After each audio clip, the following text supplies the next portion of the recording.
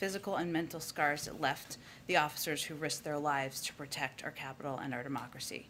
We heard firsthand last week from some of those who served on that day, and their testimony reaffirmed the incredible bravery they showed in the worst possible circumstances.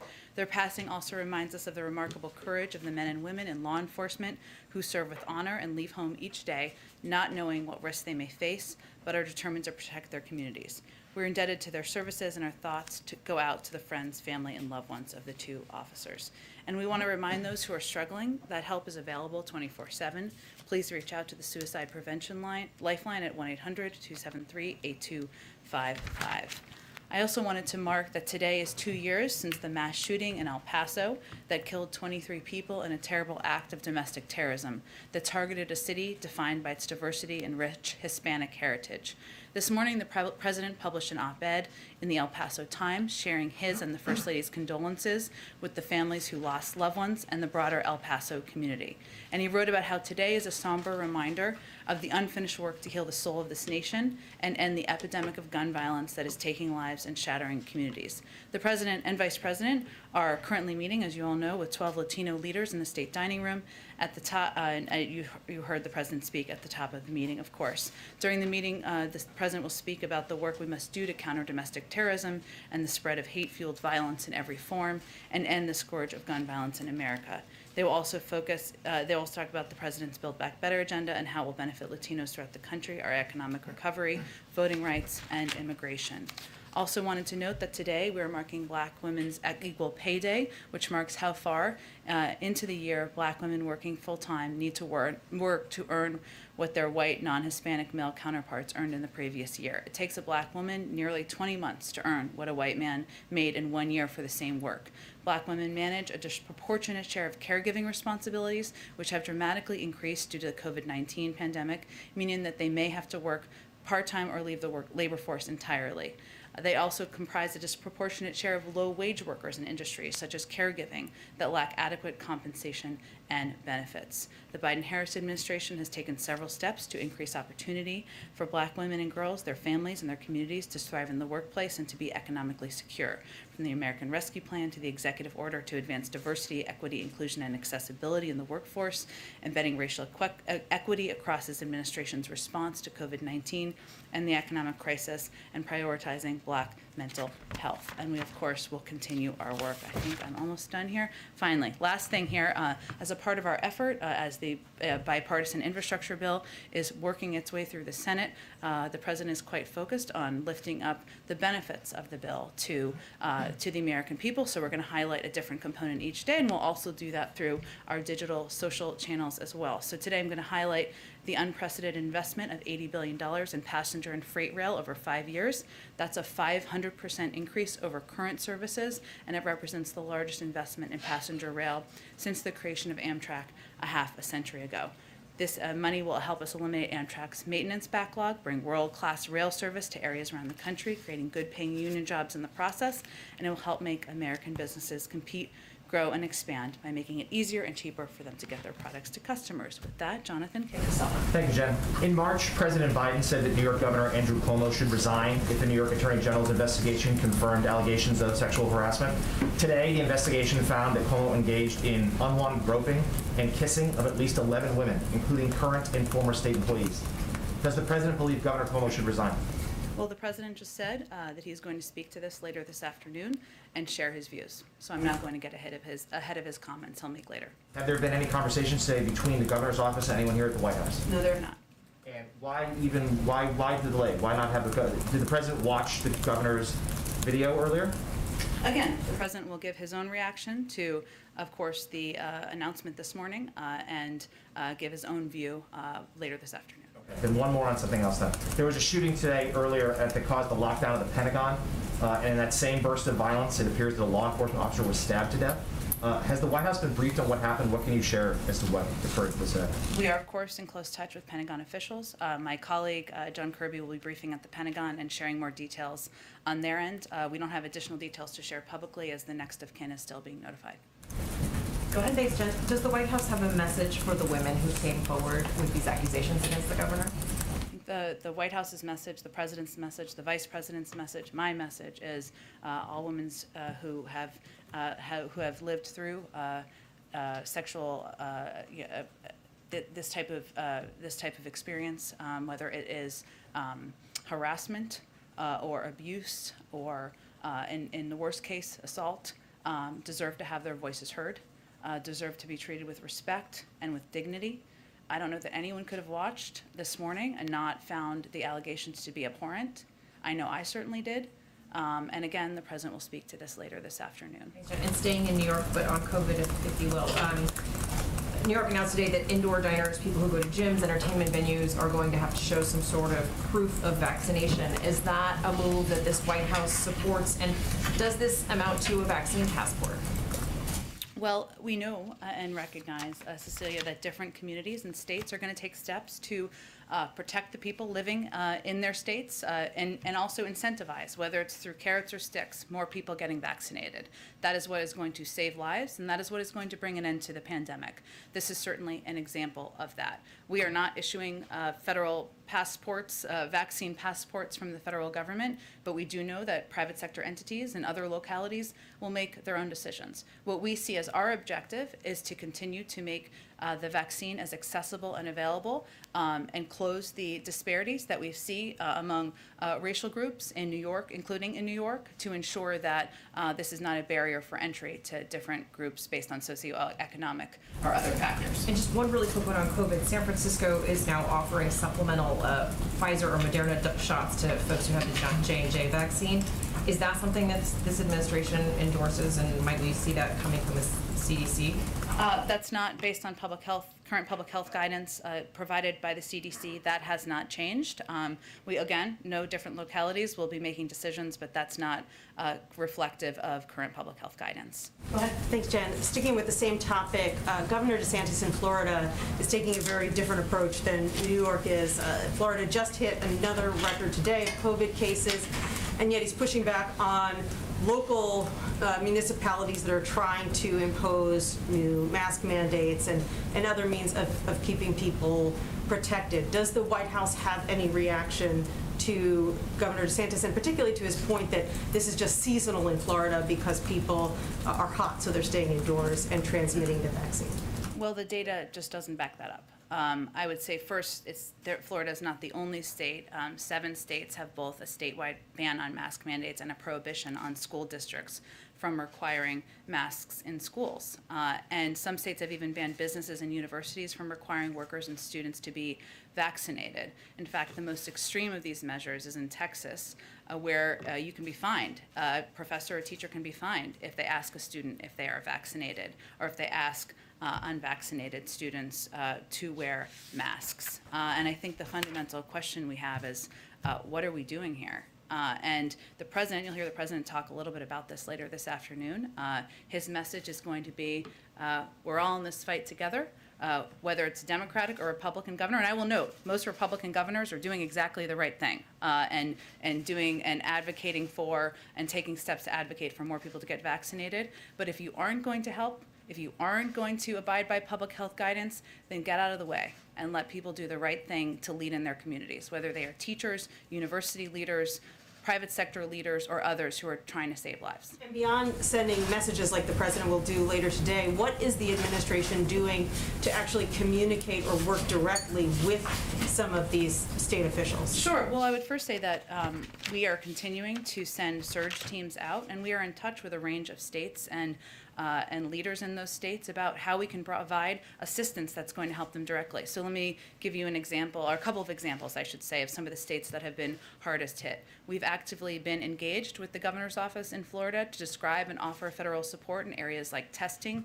increasing vaccine confidence, monitoring hospital capacity, which we've seen the Florida Hospital Association speak to their concerns about the rising numbers, and monoclonal antibody therapeutics. Teams from CDC and HHS are in contact with Florida officials to offer technical assistance and support. We're also engaged with the governor's office in Texas and the state health department to discuss the state of the pandemic there and how we can offer specific assistance, as well as Louisiana. I mean, you saw the governor make an announcement about masks yesterday, but as a part of our National Disaster Medical System program, we've deployed a team of 33 medical personnel to provide medical staff surge capacity to the Baton Rouge, Louisiana area. So those are just a couple of examples of some of the hardest hit states, but we again, Jeff Zients, our COVID coordinator, sent out a letter to all 50 governors offering federal assistance, offering assistance, and offering to work in close touch about how we can help address the needs they have. Go ahead. Yeah, just quickly, you keep using the word offer, and I just want to know whether those offers have been accepted in Florida and Texas.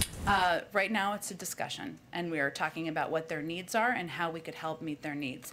Louisiana, of course, we have sent out and deployed this disaster medical assistance team of 33 medical personnel, but ideally, we will come to agreement on how we can provide additional assistance to help address parts of the country where there are rising case numbers.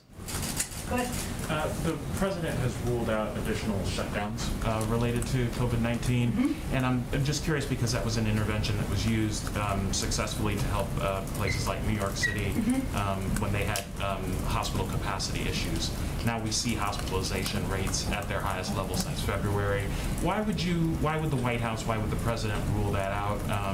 And is that consistent with your commitment to be led by science rather than politics? Well, I would say it's not just the president. When he continues to be guided by science, Dr. Fauci and Dr. Collins also made similar comments this weekend. And the larger point they were making is we're in a very different place now than we were last January. The Delta variant is the most transmissible. We are seeing rising case numbers in about a handful of states, about half a dozen states across the country. I will note, since we were just talking about Florida, and this statistic really struck me, so let me share it with all of you if I can find it here. 1 second, sorry. That approximately 50,000 of the 50% of the 50,000 hospitalizations in the country came from just 4 states, with Florida being nearly a quarter of those. So that's relevant because what we're seeing is rises in a set number of states. That's one of the reasons why this surge capacity could certainly help in specific states and communities where they need help. What we have ruled out is a across-the-board federal vaccine mandate. We are now at a point where more than 165 million people are fully vaccinated. 70% of adults have gotten at least 1 shot. That is a different place than we were 6 months ago. So I think that is a reflection of the science and medical experts conveying we've made enough progress. That's not a step they believe we would need from a public health perspective. And there was an announcement yesterday about the continuation of Title 42 with regard to migrants and the public health situation at the border.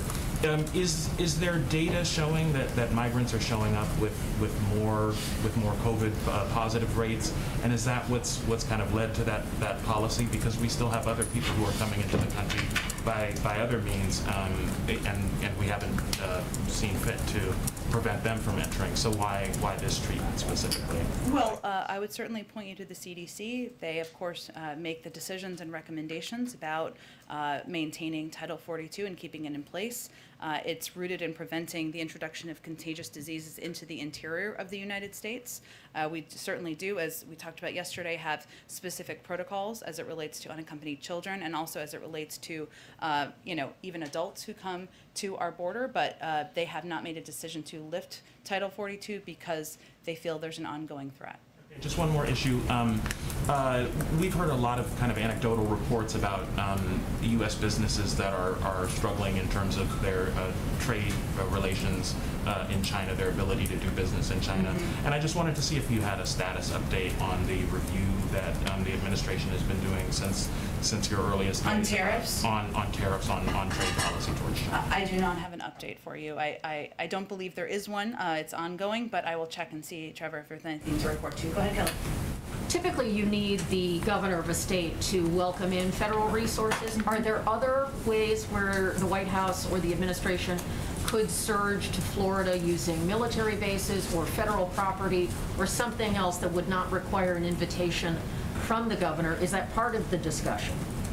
That's a really good question. We work beyond governors, who we certainly work with, Democrats and Republicans. We also work with local public health officials and authorities. There is a variety of kinds of assistance we can provide, whether it is medical advice or guidance on operational capacity and approaches.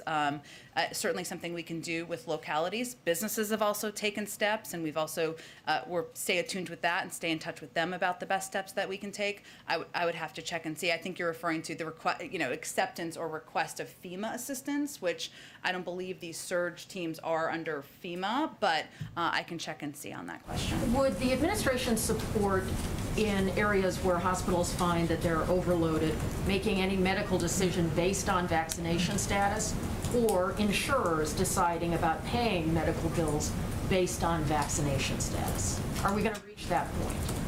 I would have to talk to our health team, but I'm not aware of that being under discussion.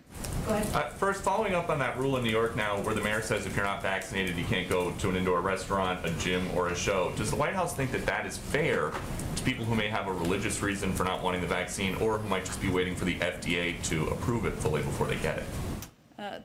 The administration and the White House and the president support steps by localities to take steps to protect people in their states and their communities, to incentivize people getting vaccinated. I don't know all the specific details if they have exemptions, so I'd point you to them. Okay, and then I know that the president is going to speak a little bit about his thoughts on this Attorney General report in New York.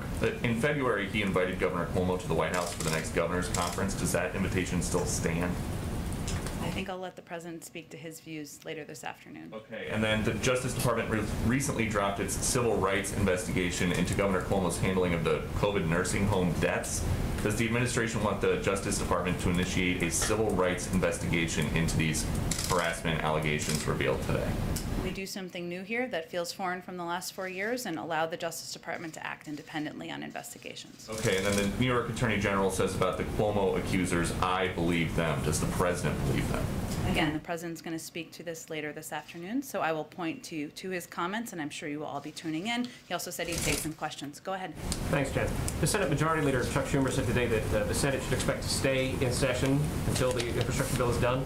Is it still your expectation that the president will travel to Rehoboth at the end of the week, even if the Senate is still in session?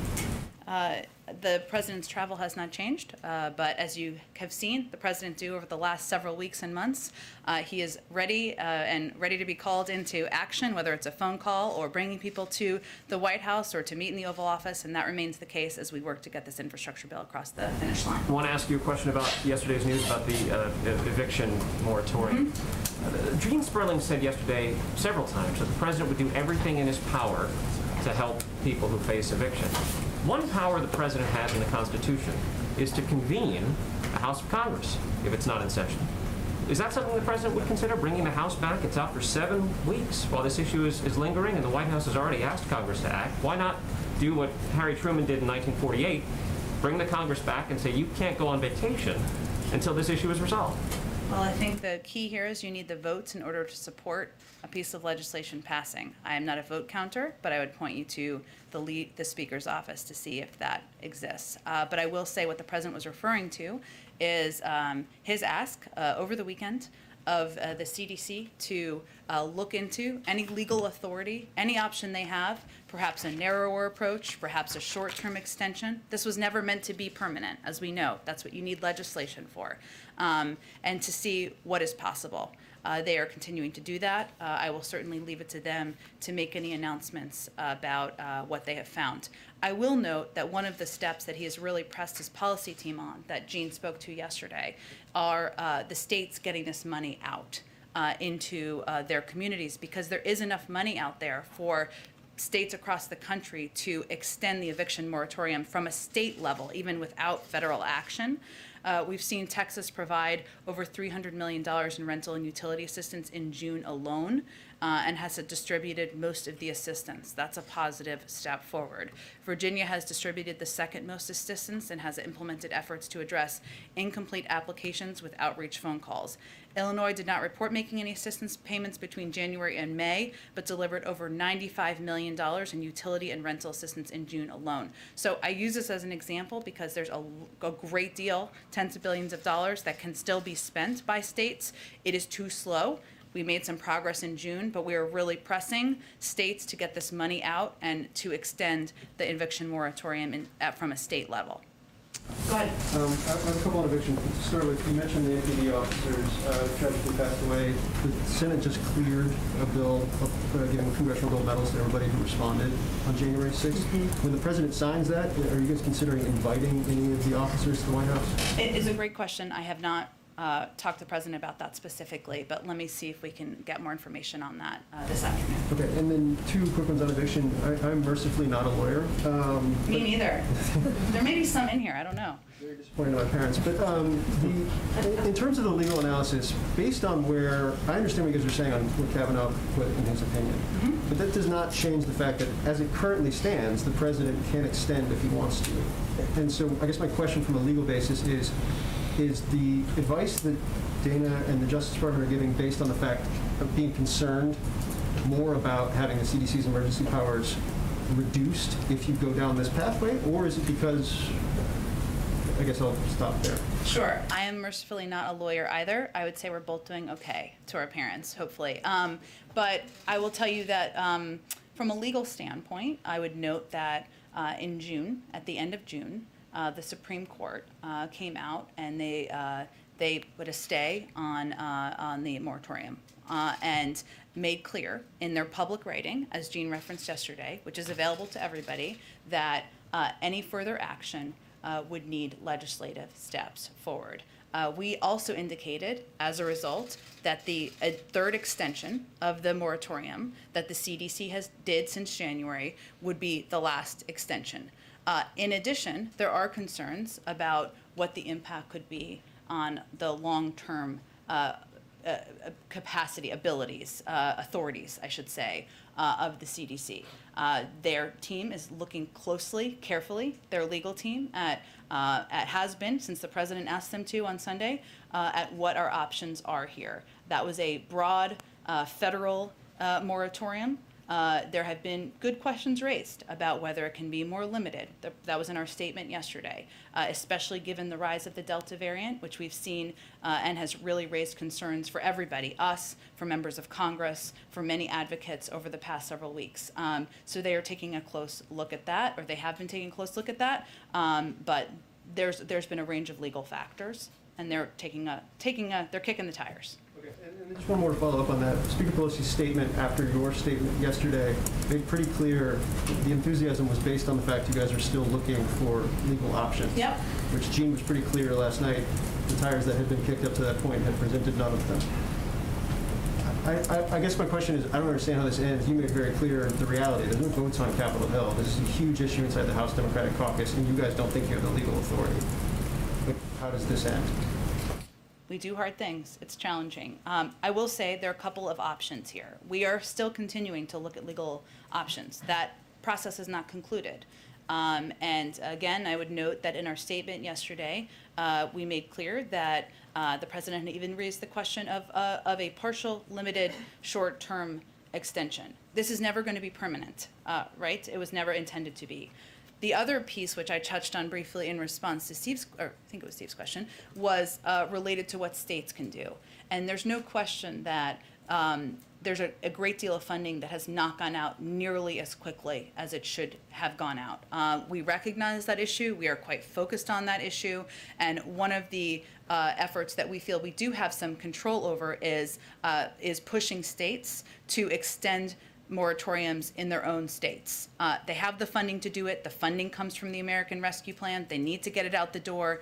That should help keep many people in their homes. So we are continuing to work on several tracks on this front. The president wants to keep people in their homes. He does not want people to be out on the street, and he's going to do everything in his power, even with the challenges you outlined, to get that done.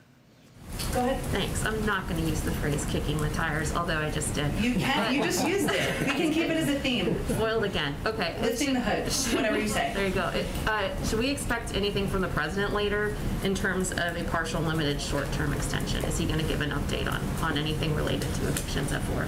I would say that any announcement, any decision, an announcement would be made by the CDC, and then if they find there is capacity or steps they can take from a legal standpoint, I'm sure this president would speak to it. Okay, and there was a report yesterday in Politico that a senior aide in this White House has been abusive to other colleagues. I know the report was based on anonymous sourcing. You know, but I love anonymous sources. That's why I almost didn't ask, because I feel like you would just say, right. But I'm wondering if, given this administration has its edict to treating people with kindness and respect, is this report, even though anonymously sourced, going to be looked into? First, I would say that I've worked with now over the last 6 months, even as a newbie into the Biden orbit, the individual named by anonymous source. He's been nothing but supportive and communicative, and that's been my experience. You know, it's hard to look into anonymously sourced reports. I'm not aware of that being the intention. Go ahead. Thanks, Jen. In July, we likely saw a record high of unaccompanied children, again, monthly high, arriving at the southern border, and we've already reached a yearly high of migrants who've arrived at the border. You all have previously explained that this was likely due to a seasonal spike that we've seen, but we're well out of what we would normally see on a yearly average. What is your current assessment for why we're seeing these numbers still well into a very hot summer?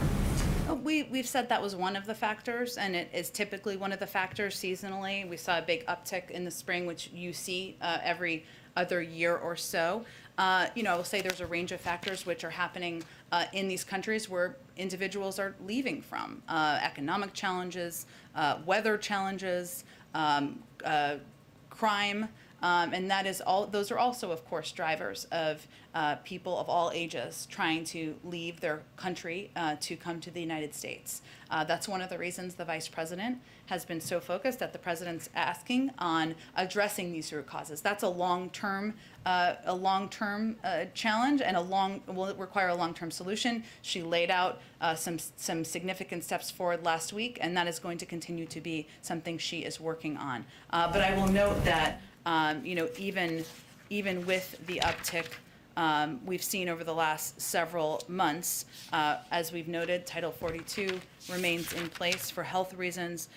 We also have made great progress in moving people through Border Patrol facilities, especially, of course, children, and getting them into places where they can be treated with safely. And then one other question. The Senate Homeland Security Committee released a report this morning that found serious cybersecurity vulnerabilities all across the federal government. The average rating they gave was C-. A lot of different agencies got Ds. Does the White House agree with that assessment? And then as Senator Portman stressed, are you all willing to take some of the considerations or recommendations that they put in the report into account? For instance, creating a coordinating body or just requiring more stringent cybersecurity regulations around? I have not taken a look at the report, and I'm not aware if our team has or not, but I'm happy to see if they have a reaction to it. Why don't I go to the back just so I can confirm? Go ahead. Thank you, Jen. I wanted to follow up on the question of lockdowns from a second ago, because yesterday you said that we are not going back to the shutdowns of March 2020. You also said that, quote, we're not going to take options off the table. Given how incredibly effective the vaccine is, why not take lockdowns off the table? I think I also said that that's not under consideration. That hasn't changed. Thank you for clarifying. Okay, go ahead. Yes, thanks, Jen. The administration today announced its allocation plan for the first 25 million COVID-19 vaccine doses to be shared globally. Mm-hmm. I've asked this before in a different form, but what is the guidance the administration has for the as many as 9 million American citizens overseas that are still waiting for vaccine? I know you've asked this before, and it is incumbent upon us to get you a good answer. Obviously, our embassies are fully in touch with American citizens who are living overseas, but it's probably best suited for the State Department to answer that question, given they oversee all of our diplomatic efforts. Go ahead. Oh, go ahead. You said that. Your tie looks good, though. Thank you. You said that the administration supports New York City or locality steps to do what they need to keep their residents safe. Given the success that foreign countries have had in mandating vaccines, obviously New York is taking this step. Has there been any more discussion inside the White House about actively encouraging city and states to take steps like New York did today? We work very closely with governors and localities about what steps they're considering and what steps are appropriate to help protect people in their localities and save more lives. But I don't have any additional considerations to preview for you. So the president's not going to weigh in one way or the other whether he supports mandating vaccines in the way that other countries. We support steps by private sector entities. We support steps by localities to save lives, protect their communities, incentivize more people getting vaccinated. And then just one more on the eviction moratoriums. Does the president have any plans to speak with Representative Bush or any of the other lawmakers that are outside the Capitol? I know that the representative spoke with the vice president yesterday as she was in the Capitol, but does the president have any plans to speak with her? I don't have any plans to preview for you. As you noted, the vice president was leaving the Capitol yesterday, and she spoke briefly with Representative Bush. We are in regular touch with a range of members of the Progressive Caucus on a number of issues, including, of course, this important issue. We were late last week into the weekend and yesterday, White House officials were in touch with Speaker Pelosi, various members, including Representatives Cori Bush, as I noted, Representative Jayapal, Gomez, Presley, and the CPC executive director. And Representative Bush certainly shared her firsthand account of being evicted and explained what this meant to her, which is something that stuck with the people she spoke with. So we will remain in close touch. That will continue. I don't have a call to preview for you at this point in time. Go ahead. Thank you, Jen. The White House has stressed that it's following the health and the science when it comes to COVID-19, and that has been the basis for the ongoing international travel restrictions. But what is the health or scientific basis for the travel restrictions on vaccinated individuals from Europe or Canada or other nations when people who are unvaccinated from other countries are allowed to come into the United States? I would certainly point you to our health and medical teams who make these decisions and evaluate what we need to do from a public health perspective to keep the American people safe at a time where the Delta variant is rising and one where we are very cognizant about keeping the American people safe. And a quick follow-up on that. When it comes to countries that have more vaccinated individuals than the United States does at this point as a percentage of population, what is the basis for those restrictions? Again, I would point you to our public health officials who are leading this effort and determining when we can raise or end those restrictions. I certainly understand there's a desire to do that by many people in the United States, many people around the world. We understand that. I just don't have an update on it and when that will happen. Go ahead.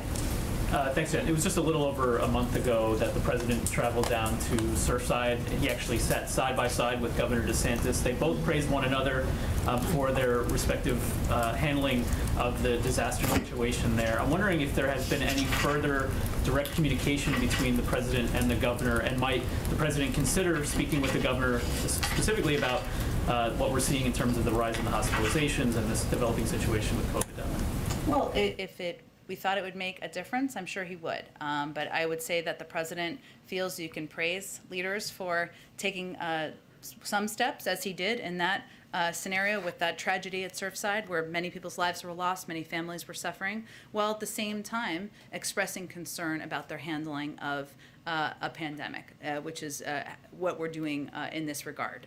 But I don't have any expectation or prediction of a call between them. Shied away from calling out, for instance, social media companies for their roles in the spread of disinformation, for instance. Does he feel that Governor DeSantis bears responsibility for a situation with regard to hospitalizations that is an outlier compared to the rest of the country? Well, I think you'll hear him talk this afternoon about where he's seeing the biggest challenges in the country. But I think any call we make, we do through the prism of what we think is going to result in action and result in a positive outcome. And they're calling out social media companies, and the fact that they can take additional steps is one thing, but we certainly are still open to working with governors of all political stripes to help address the pandemic. And our objective and our hope would be to work in partnership and not get into a food fight. Go ahead. Thank you, Jen.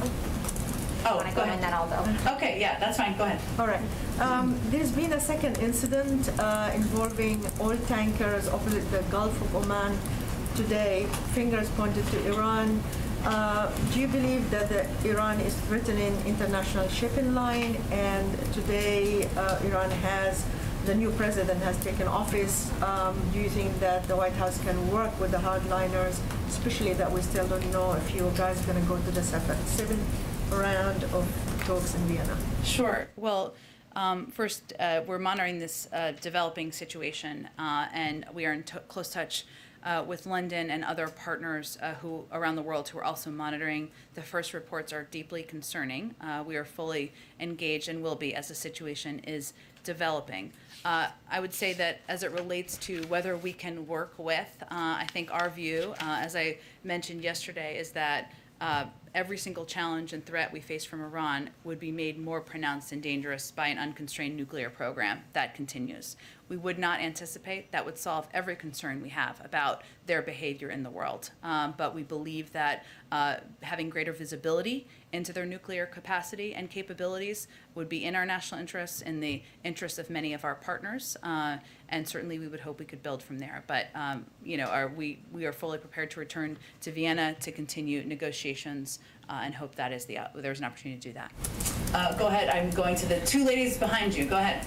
I wanted to ask about the infrastructure bill, specifically the Reconnecting Communities program that's in there. The president asked for at least $20 billion with a B in the American Jobs Plan, and the bill has it at $1 billion. I wanted to ask if that's enough to do what you want with the program or reach the program's goals, and if you're going to pursue funding for it through another path. Yeah. Well, I would first say that major project funding can be used for these kinds of efforts, which are certainly a priority to the president.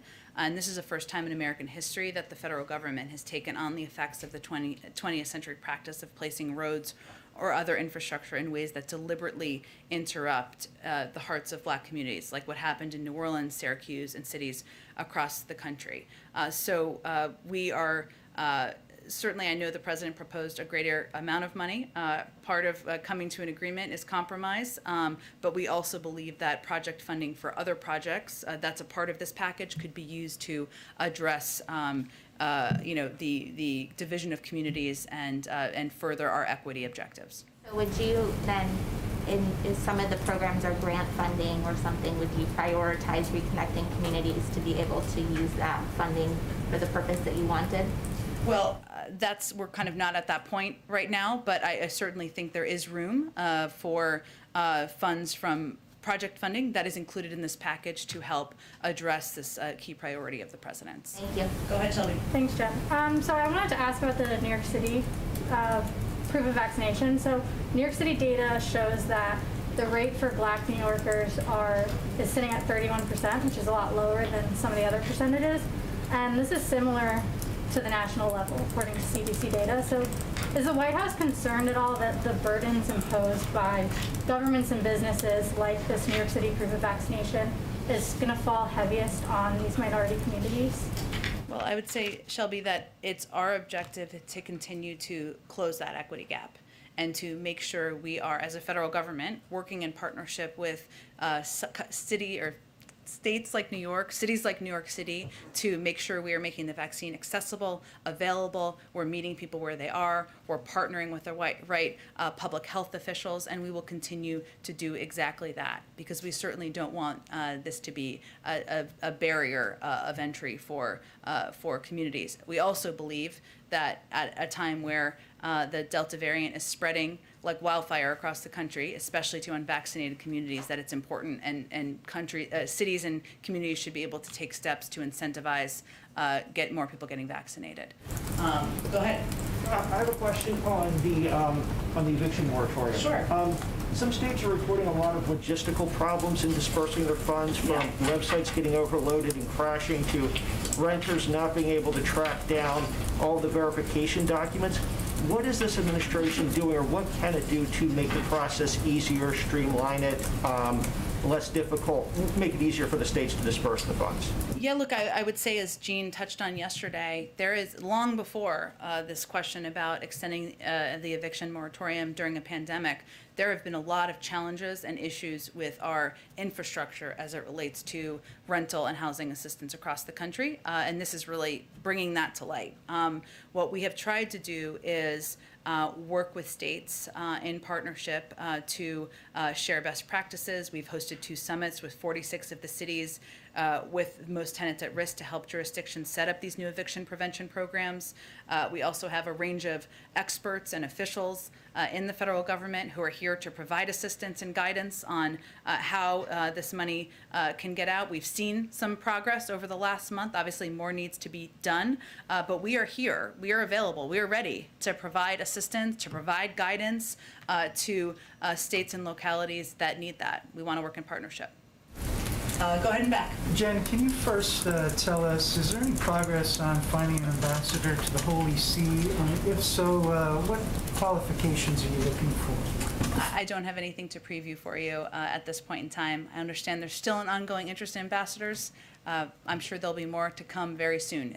If not later today, we'll see. Go ahead in the back. Jen, I mean, it feels like we're dancing around an issue here, which is how much are Governors DeSantis and Abbott directly responsible for what's happening right now, given that 50 million people live in those 2 states that are, I think Jeff said yesterday, 1/3 of all infections last week were there. So, and how much personal responsibility do they bear? Well, I'm certainly not trying to dance in any way. I think what I said yesterday was that at a point in every leader's life, they have to make a decision about whether they're going to abide by public health guidelines to save people's lives or whether they're going to be guided by politics. And I will let you all be the judge of that. Public health guidelines are pretty clear as it relates to the benefit of vaccination, as it relates to the benefit of masking for communities that are not vaccinated. And you will hear the president convey later, if you are not going to be a part of the solution, if you're not going to be a part of saving people's lives, then get out of the way and let other people do the job. Get out of the way. That means don't make it harder for people to put requirements on masks or asking for vaccination status into law. Let's see. Go ahead, Eugene, and we'll go next. But I don't know cars. I don't have a vehicle for you. Okay, that's okay. You don't need one. Has the president or anyone from the White House been in contact with Republican senators and leadership over there to talk about the eviction moratorium? We've been talking about the House a lot. Obviously, you know, they are the ones that are sleeping outside of the Capitol, but it would take 10 votes from Republicans also to get an eviction moratorium. Are you guys in contact with leadership? We are in contact with Republicans and Democrats about a range of issues, and we certainly welcome anyone in the Republican caucus who wants to work together on an eviction moratorium. Is the president calling on the Senate to take it up, an eviction moratorium, because they are in session, they're still here? That would also require, yes, as you said, it would also require Congress to act. You need both houses to act. Again, I think this is a matter of whether there is support in caucuses to do that. That is a challenge. Even the most passionate advocates who are out there, and we certainly stand by them and support their same objective of extending the eviction moratorium, cannot do it on their own.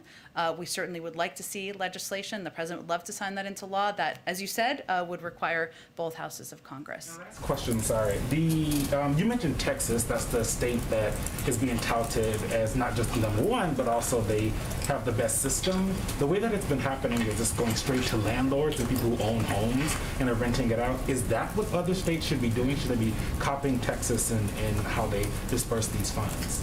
Different approaches are going to work for different states, but I do think if Texas can do it, if Virginia can do it, then other states can do it as well. And one of our objectives is connecting leaders, connecting to share best practices to figure out how they can get this assistance out to renters. And there's no question, it is challenging. There isn't a great national infrastructure in place. That's something that we should have a conversation about too, and Jean talked about that yesterday. But right now, we wanted to lift up and highlight states where they are getting the money out effectively because they can be models for other states around the country. Go ahead. Real quick, a couple of different topics. The first, the president's efforts to preventing evictions in states that are tremendously affected. You mentioned that there were incentives to some of the landlords who cooperated with the efforts, but I didn't see what those incentives are, and are there repercussions if we later find that money goes unused and is diverted to something else? That's my question on evictions. Well, certainly if money was not used for its intended purpose, that would be a concern. And certainly we take waste, fraud, and abuse quite seriously. I think the president had called for a number of steps, or we called for, I should say, a number of steps that could be taken, even as we're pressing and kicking the tires, looking for all of our legal options, even as we're doing that. And I mentioned the states because there is a lot of money that can go out in states and can effectively go out. And a number of states, not all blue states, have done that very effectively.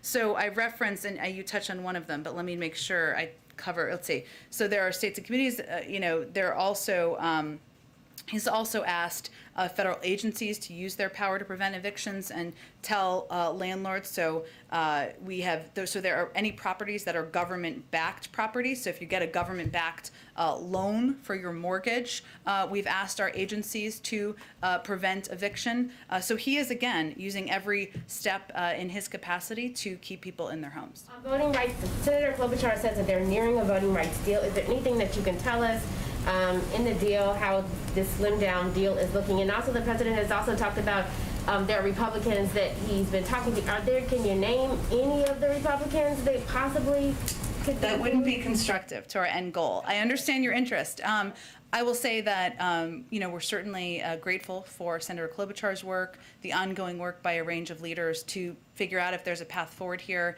We'll let them speak to the details when they're ready to, and once they do, I'm sure we'll have more to say. The New York Times reported a couple of weeks ago that the administration's legal team advisors may be leaning towards returning the 4,000 on home confinement back to prison. Is there anything that we have coming from the administration on this? And does the administration really believe that it's easier to return those 4,000 people to federal prison than reviewing clemency petitions for them? Well, I would say, one, that's a DOJ action, so I'd point you to them in terms of what their steps are. And certainly, any decision about clemency would be made in coordination, but I have nothing to preview on that front. I'm told you have it out soon, just one or two more. Sure, of course. Nikki, go ahead.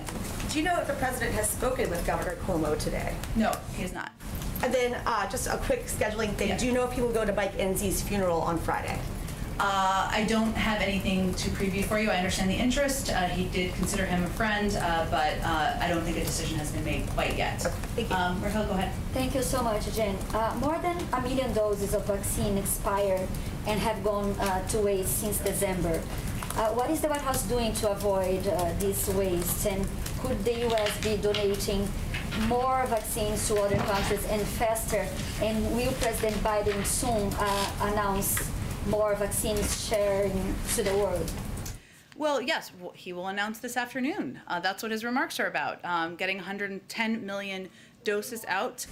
And we also announced our purchase of 500 million Pfizer doses. He will talk about all of that this afternoon. I will just note, to give you just a little bit of a preview, he will also say that this work is just beginning.